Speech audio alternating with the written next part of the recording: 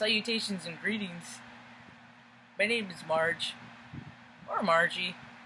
I'm a Heyoka. Wise clown. Like clowning around. So far so good. Today's a good day. And if it turns less than favorable, just know you can always start your day over again. Do you like my shirt? It says save the drama for your mama. Backward and forward and backwards. It's hard to tell which way is right because the camera flips and then anyway goes on and on like mirrors. So I noticed I've said that in a few videos because I'm big on t-shirts. I always have been. I like to collect them,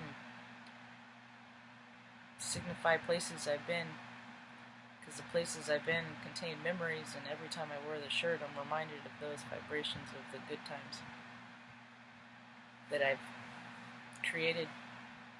And I remember where I got that from.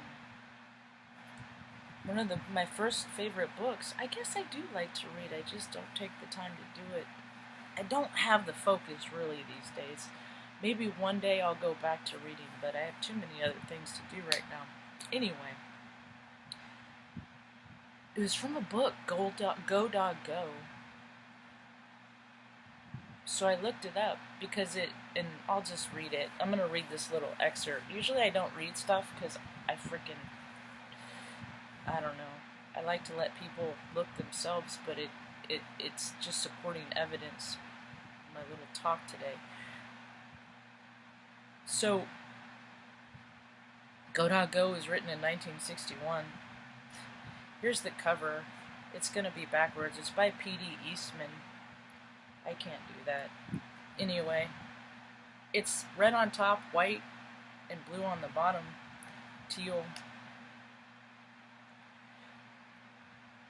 The book describes the actions and interactions of a group of highly mobile dogs.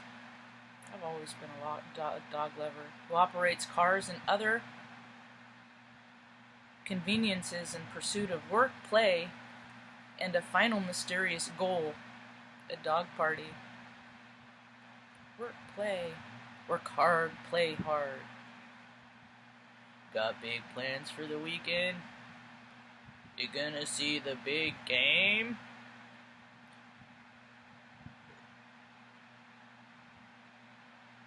The book introduces concepts such as color and relative position with simple language and humor. The blue dog is in. The red dog is out. Throughout the book, details in Eastman's illustrations seem to invite the reader to notice the deeper significance of small things. I always look in the background, maybe. Some of us have the mindset to do that. Most of the people are looking at my face. Or doing other stuff maybe and hearing the voices that I say. But I am always looking back here because that is where people tell us who they are. In the outskirts, in the ethers.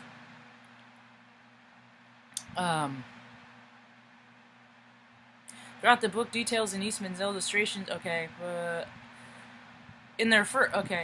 Throughout the book, the details in Eastman's illustrations seem to invite the reader to notice the deeper significance of small things.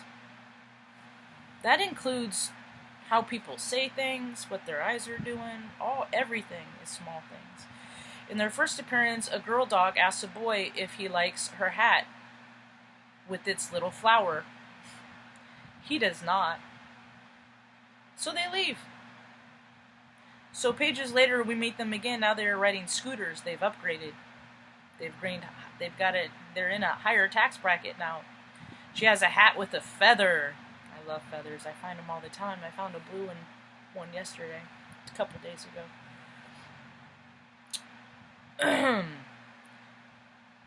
She has a hat with a feather. Again, he does not like her hat. But as they part, he has made off with the feather.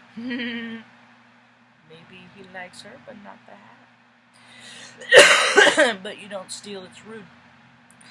When we next see them together, they are skiing. The boy dog does not like the long ski cap the girl dog is wearing. They leave as she bids him an angry farewell. This time she's finding a fence. So you might as well get mad about it. In their final meeting, her hat is even more elaborate and finally meets the approval of the dog. Oh my goodness, he finally likes me. He finally says I'm okay. I found the appropriate attire to make me okay in his eyes. In this way, a relationship is developed between the characters despite the simplicity of the text. That could be interpreted anyway. Actually, it depends on the frame of reference of the reader. I just thought that was interesting. How one thing leads to another. Everything, what goes around comes around. Everything travels in a circle. Seasons. Everything evolves, transitions.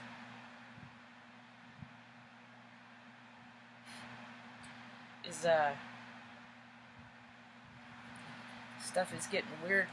I just see I'm less and less on the news because all when it's there, regardless of where you go, it's suicides. Mental health is very, very, very, very serious, and it's always has been. I remember there are things that you had to do in the military, and there's things that I sought to do. And one of them, there was this, they had a lot of briefings, but there was nothing brief about it, so I don't know why they called them that. But there is a lot of information that at least guided me in the right direction. It was a suicide awareness course. I like to gather information because I have my idea of things, and then whatever information I gather from other sources, I can take what I can use and I can leave the rest. But I can always add more to my toolbox. And so there's signs that you look for and what people aren't understanding. It's my idea of doing everything I can to help somebody is much different than other people's idea. Because I always have ideas, come up with new ones, and I will try everything, even if I look stupid. I don't care if I look stupid in your eyes. Because if I pitch a tent in somebody's yard that I know is sad, and I'm just like there, even if they don't want to talk, but they're a friend of mine, you know. I know them. I just know they're going through a hard time. I go and just sit and hang out, and if they wanted to come out and talk about it, that's fine, but I would do whatever I could to, if I knew somebody was suicidal, I would go in the house and make sure that they're not have guns. I'd bring them to my house. I would offer slumber parties and make ice cream sundaes and just do things that feel good just for a little while, because it's the release that people are seeking. They're not getting a release. The let go. People are surrounded by they're so wound up. Even those tops that they used to have. I love old-timey toys. I was born an old man. That you'd spin the top and it would spin. They're not getting, it's just, the release isn't happening, and people don't know what to do with themselves and how to handle their emotions, because they never learned how to self-soothe, because when they got upset, mom and dad just gave them french fries. But now we're getting at the time in history where a lot of these french fries eating kids, the mom and dads are dying, and they're like, what the fuck am I going to do? But don't worry, some of us are orphans with parents, and we know what to do. We can teach you how to self-soothe. We can help you get through your heartache and your dissonance, because we've gotten through it all. And some of us have had more than others. A lot more. born to a paranoid schizophrenic. That's what they could label her. I understand what her disease is. And now we cooperate and live in mostly harmony. She's still ornery. I know I can help people. I know how the brain works. When I was 12, my father, his head was crushed. We don't always get to the same people that we start out with.